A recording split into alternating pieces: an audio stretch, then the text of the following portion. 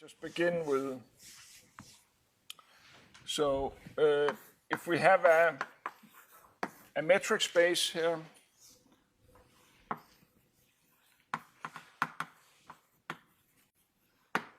then a cover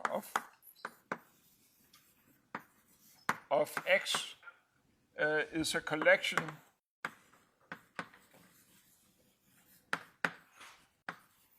of subsets U alpha, so that the X is contained in the union of U alpha. So that's a cover of X, and likewise,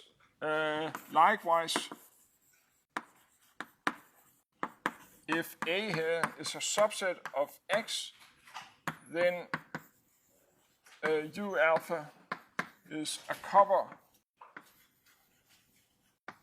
of A if A here is in the union of the U alpha.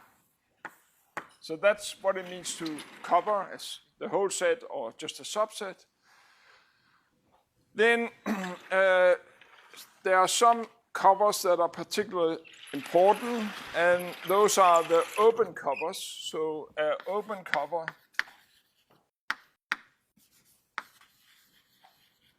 is a cover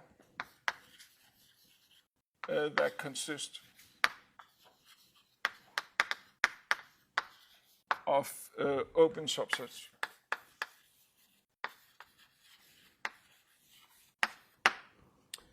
And then finally we have that, so if again X comma D is a metric space, A here is a subset of X, then we say that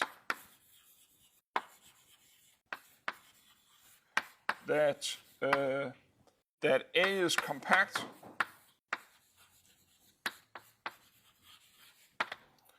if every open cover of A has a finite subcover. Okay. And one thing we proved last time was that if you have so we proved last time that if you have if A here is compact,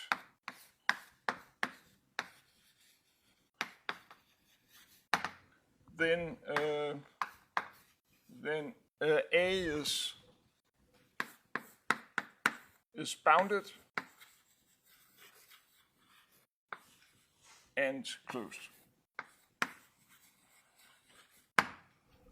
Okay. Right. So it's A is a closed subset, meaning that the complement is open, and A itself is contained in some large ball centered at some point in X. Okay, now the converse is not the case always. So in Rn with the usual metric,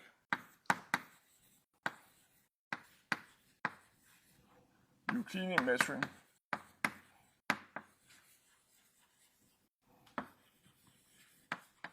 the converse is the case.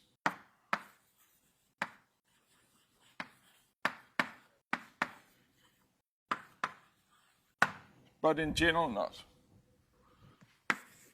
But not in general.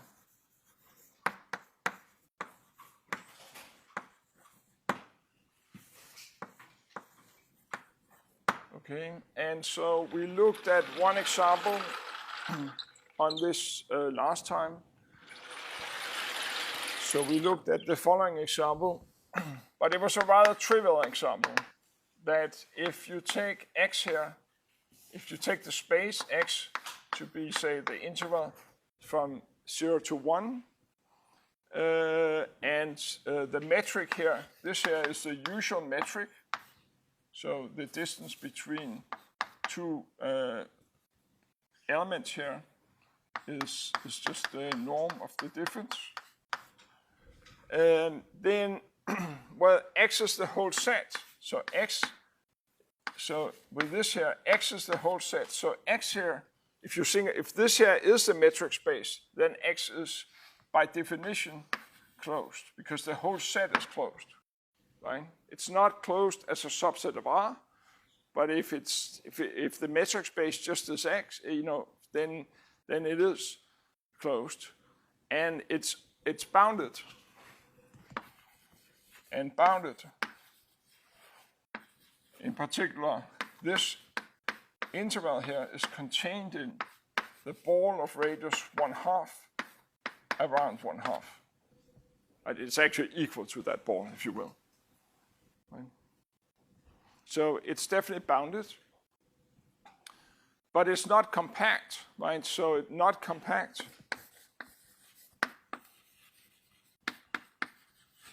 because you can write x here as the union of 1/n to 1, and now you take the union over all positive integers, right? But if you only take finitely many of them, then you don't get all the way down to 0, right? So it's not a union. It's union of all of these. Each of these is open, but there's no finite union of those sets that cover X. Right? A more interesting example is that suppose you take, so here's another example that we didn't get to the last time, that if you take the continuous function on the unit interval, and so if you take, and now we use this metric that we have looked at before, where the distance between two functions is the max over x in this interval here of the norm of f of x minus g of x. Right? We've already seen that this here is a nice metric. Right? And if I now look at, in this metric, I look at the unit ball. So I'm looking at the closed unit ball. So, which means that I'm looking at the set of functions here. So that the distance of f to the function that is constant equal to 0, this distance here is less or equal to 1. So I'm looking here at the subset of the continuous function on this interval, so that the distance to the 0 function is at most 1.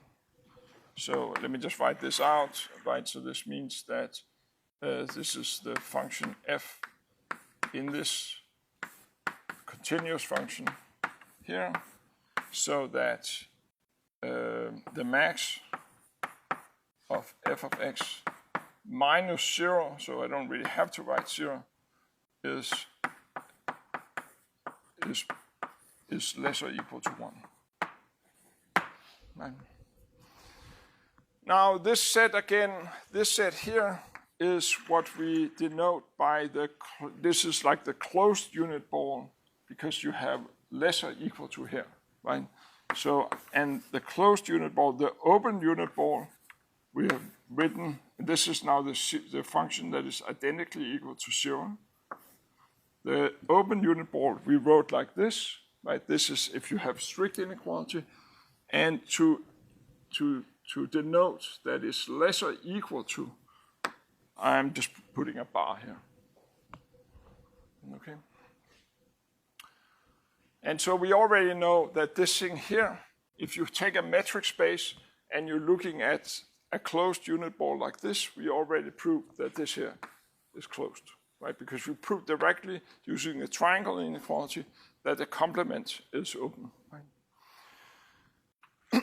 Okay, so so this is a closed subset. It's obviously bounded, right? Because it's actually even just a ball, right?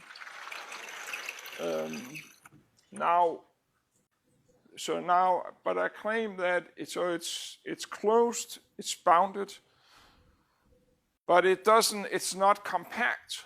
And here's a sort of interesting example of a sequence of element in this ball. So I will now construct for each n, which is a natural number, we construct a function fn in this, that is a continuous function on this unit interval. And the function f will be given as follows. It will be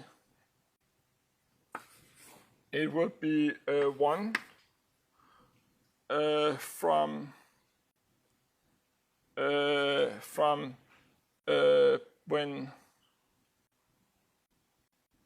let's see, let me make it 0.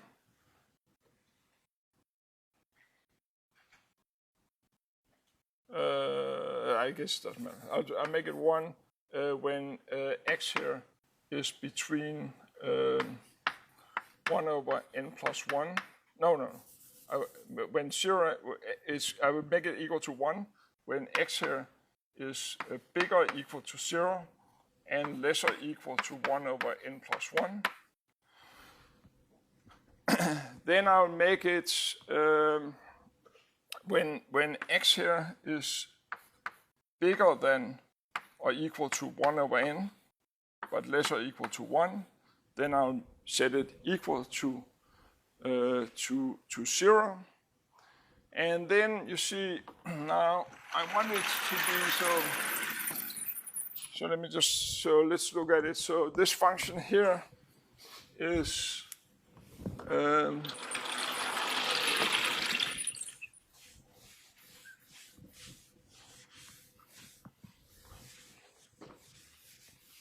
so this function here is, if you draw this function, so I have here 1, here I have 0, and this function is 1 up to 1 over n plus 1. Maybe I'll draw it a little bit further out.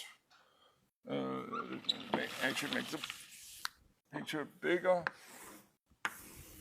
So like that. Here I have 1. Here I have 1 over n plus 1, and here I have 1 over n. And the function is supposed to be 1 here.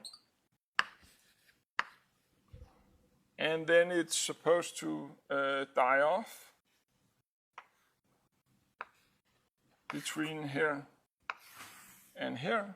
And I choose it to die off linearly, and then a 0 here. So if it's going down linearly, this means that I have, right, what is the difference between these two?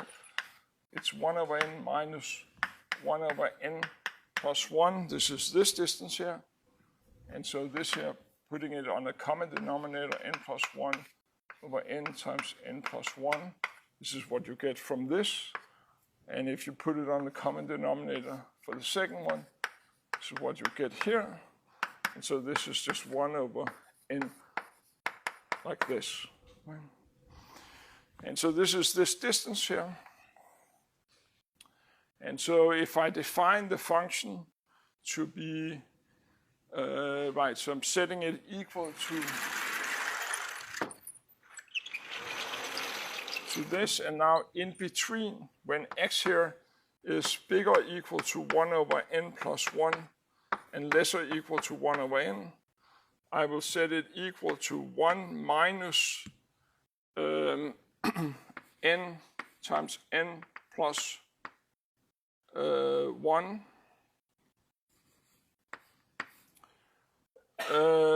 times, sorry, let me make more space.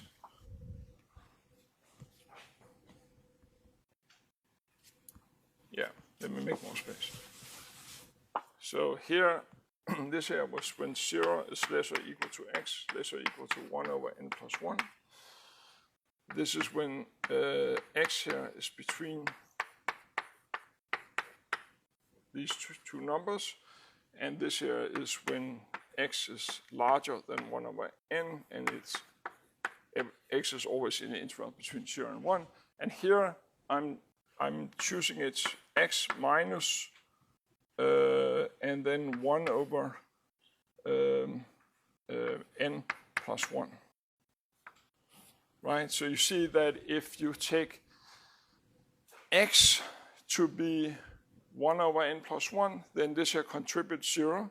So at this left point, this here is equal to, the function is equal to 1, as it should be. And when x here is at the other endpoint, then this here becomes exactly 1 over this. So this whole thing becomes 0. Right? So for this function here I drew is if you write it down precisely, this is what the function is. Right?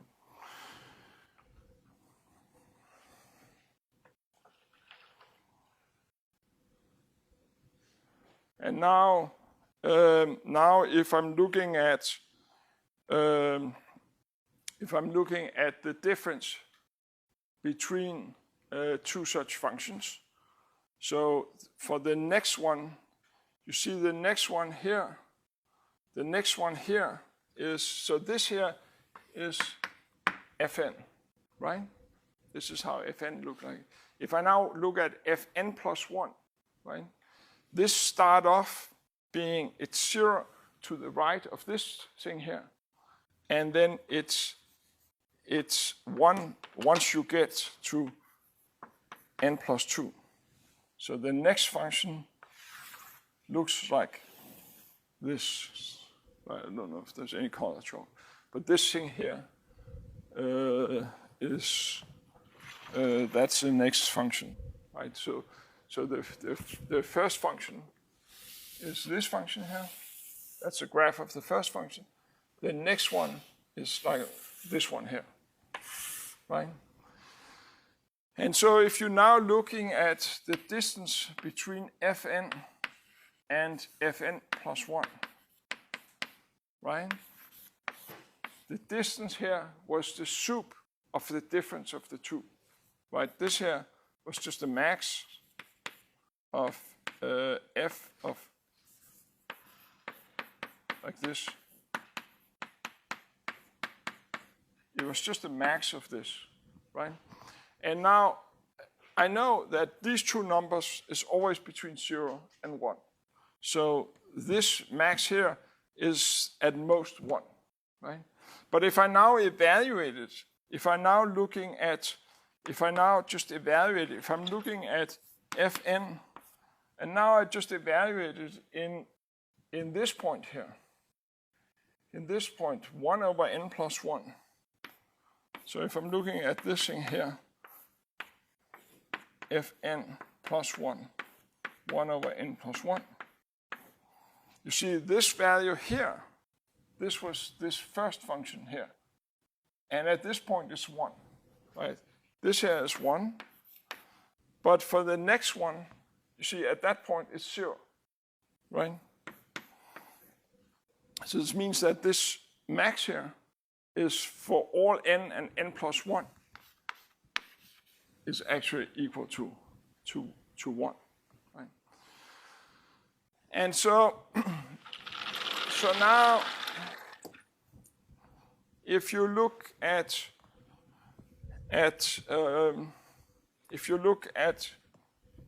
the balls,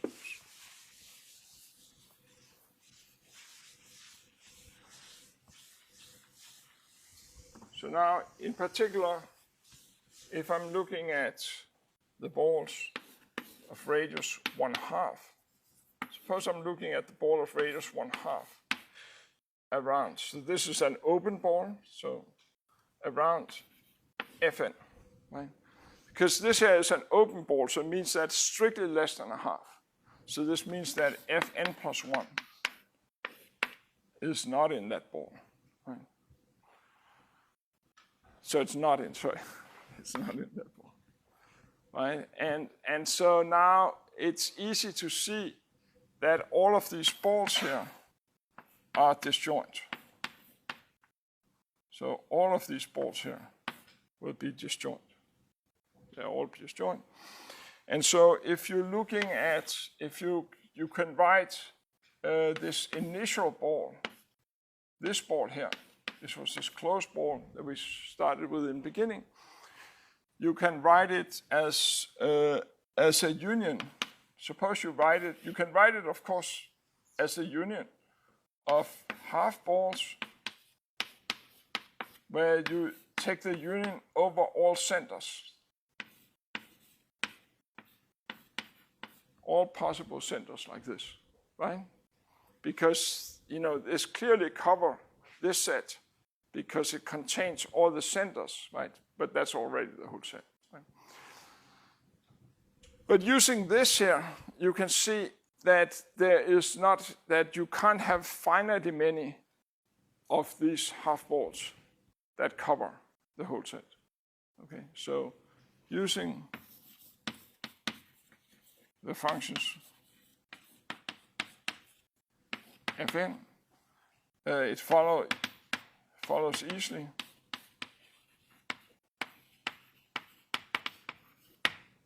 that finitely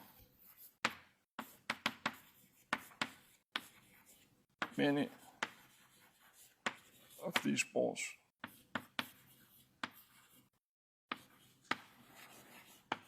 does not cover.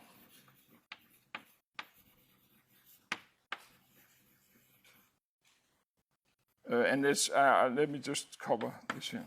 Why is this the case? Actually, sometimes you put it, the bar all the way across, but I haven't done that. Okay, why is, suppose for a second that you have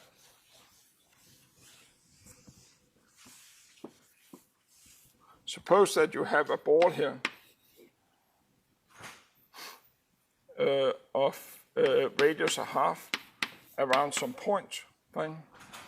And suppose that you have a function g, two functions g and h that are in that ball.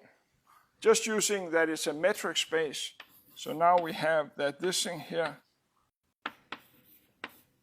g is strictly less than a half, and the distance from f to h is strictly less than a half. So now using the triangle inequality, we conclude that the distance between this pair here, g and h, is less or equal to the distance where you go over f. And so this here is strictly less than a half plus a half. So this is strictly less than 1. So you see from this in particular that if you take such a ball here, then you can't, so it's impossible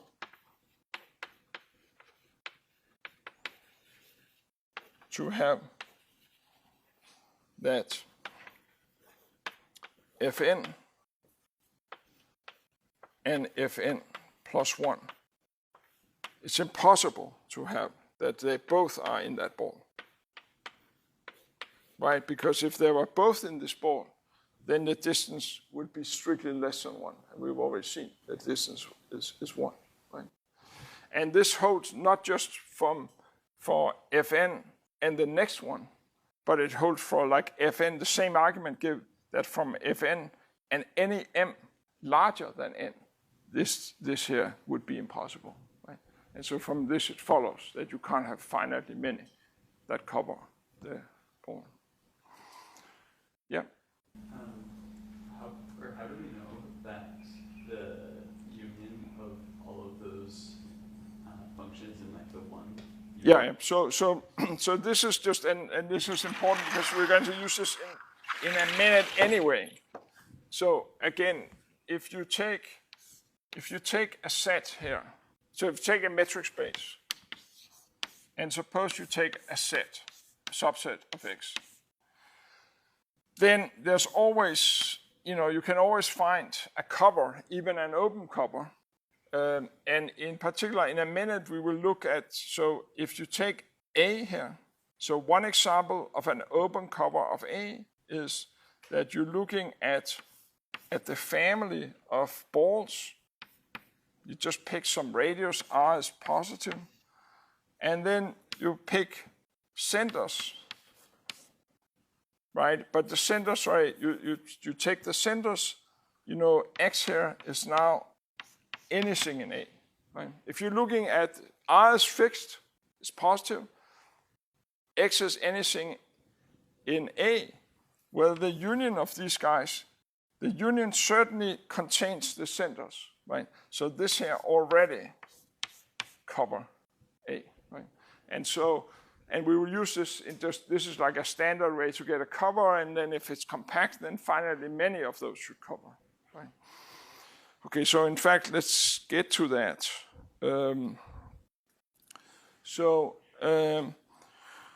Right, so the next thing I want to prove is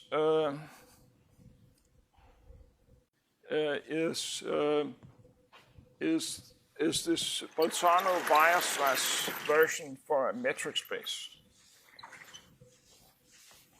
So you prove a Bolzano-Weierstrass theorem for a metric space. Remember that the Bolzano-Weierstrass does not hold for every metric space.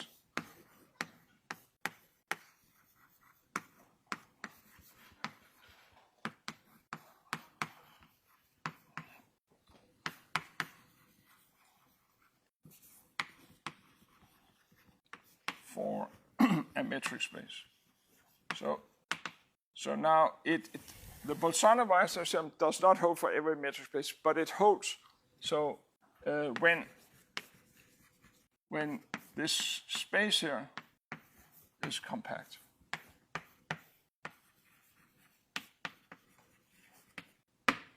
Right. Okay, so that's what I want to prove. And that's like one of the motivations here for the definition of being compact.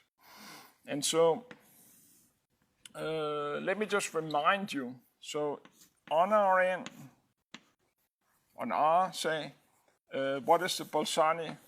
So on R, the Bolzano-Weierstrass theorem, what did that say?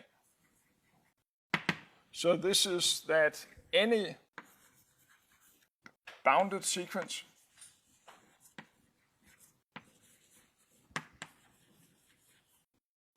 has a convergent subsequence. Right, that was the Bolzano-Weierstrass theorem. And so what we want to show here is the following theorem for a general metric space.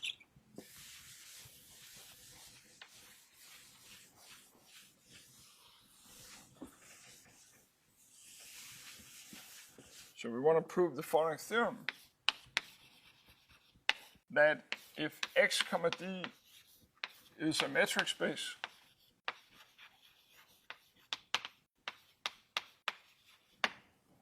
A here is subset is compact, then any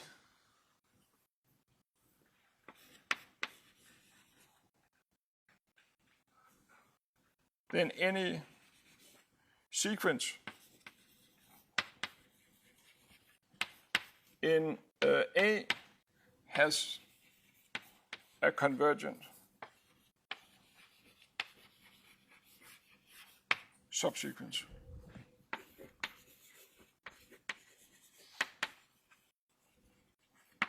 Okay. Now let me try to divide it into the proof. Let me try to divide it into some subpieces. So I begin with a lemma. So the lemma, so I want to begin with a lemma that is the following. So I have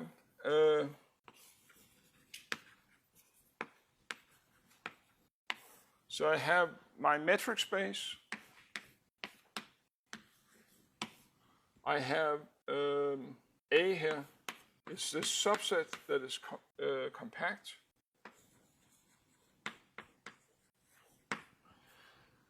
And then I have as a family of nested subsets. So let me just talk about nested subsets for a second.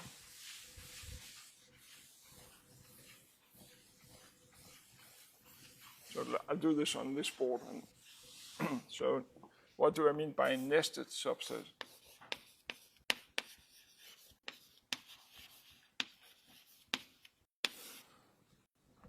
So again, I have some set, and then I have some subsets. C. It's a family, but it's now a family that is indexed by the integers, right? So Ci here is subsets. So this is I equal to 1, 2, so on. And nested, I mean, in this case here, I am thinking about that the next subset is smaller than the previous, smaller or at most equal to the previous. So I have this. I could also have looked at where they were kind of increasing the subsets, but this is what I have in mind. Okay, so the sets, as I become larger, the set becomes smaller. So now back to the lemma. I have this metric space, I have a compact subset, and then I have a sequence here of CIs is a sequence. It's a nested sequence.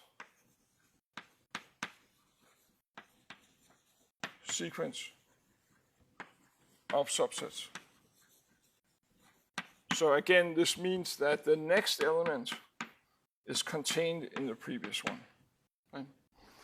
And this nested sequence of subsets, it's actually a nested sequence of closed subsets.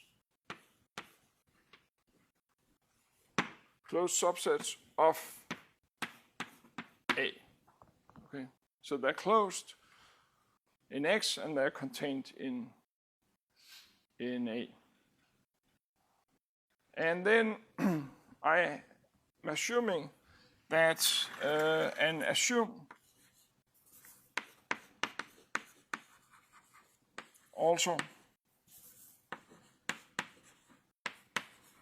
that the CIs, that none of the CIs are the empty set, right? So I don't want any of them to be trivial. Then the claim is, that if that's the case, then actually if you take the intersection of all of these, this here is non-empty. So there is something that is in all of the CIs. Right? Okay, that's what I want to prove. And in fact, this is quite straightforward. And because since the proof here,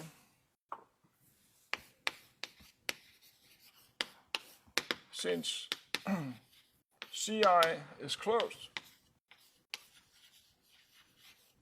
this means that the complement here is open.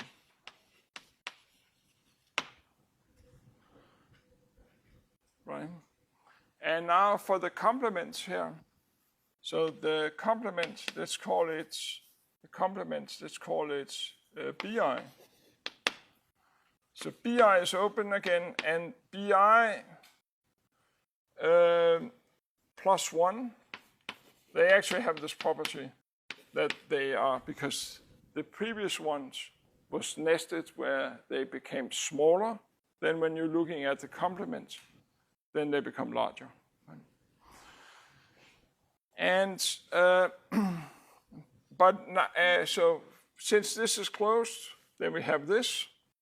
If the intersection of these CI, if there was nothing in the intersection of all of them, if this here was the empty set, but then it means that that the complement of these guys would then cover A, right? It would actually, right, the cover, right? Because there's nothing, the union of the complement.